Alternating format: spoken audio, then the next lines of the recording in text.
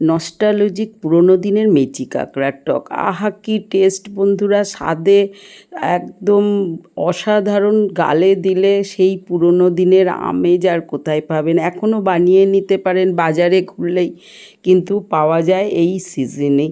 Messi কাঁকড়াগুলো নিয়ে এসেছি, কতটা চঞ্চল করছে দেখেছেন। হাত দিয়ে একটু খেলা করে নিলাম।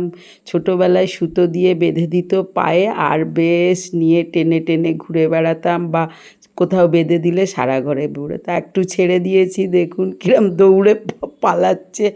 বেশ খেলা করতে মাঝে মাঝে ছোট হয়ে যেতে ভালোই লাগে। যাই হোক, এই কাঁকড়াগুলো কেটে ধুয়ে পরিষ্কার করে নেব। এগুলো তো অনেকেই করতে পারেন, আমিও সেই রকম লবণ হলুদ দিয়ে কাঁকড়াগুলো পুরো সেদ্ধ করে রেখেছি। আর কতটা ডিম বেশ সেদ্ধ করে কন্টেনারে ভরে রাখলে অনেক দিন খাওয়া যায়, আর কোনো আষ্টে গন্ধটা চলে যায়।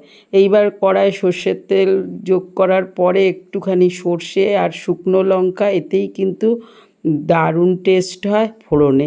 এইবার সেদ্ধ মেচি কাঁকড়াগুলো, ঢ্যাঁড়স, কুমড়ো আর একটু তেঁতুল ভিজিয়ে রেখেছি, সেইটা একটু মেখে কাঠটা বার করে নিচ্ছি। এইভাবে সমস্ত উপকরণগুলো রেডি। ততক্ষণে ফোড়নটা গরম হয়ে গেছে।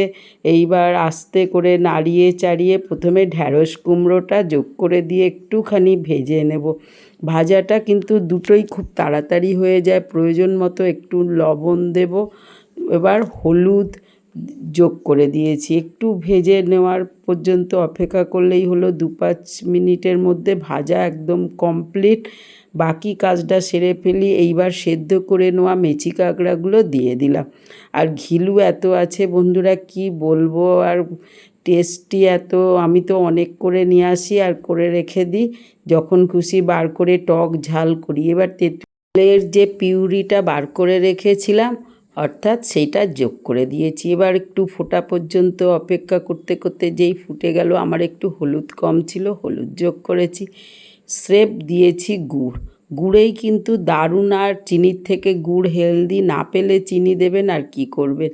আমার এই নাড়িয়ে চাড়িয়ে দেখে নেব মিষ্টি মিষ্টি একটু স্বাদে হয়েছে নাকি। ব্যাস বন্ধুরা, একদম 5 থেকে 7 মিনিটেই রেসিপিটা রেডি হয়ে যায়। দেখুন কতটা ঘন হয়েছে, ঠিক ফুটলেই হয়ে যাবে। আর দারুণ টেস্টি রেসিপি। বন্ধ করে দিচ্ছি। এরকমভাবে ঘিলুওলা কাঁকড়ার টক তো গরম ভাতের সঙ্গে শেষ পাতে আর কিছুই লাগবে না।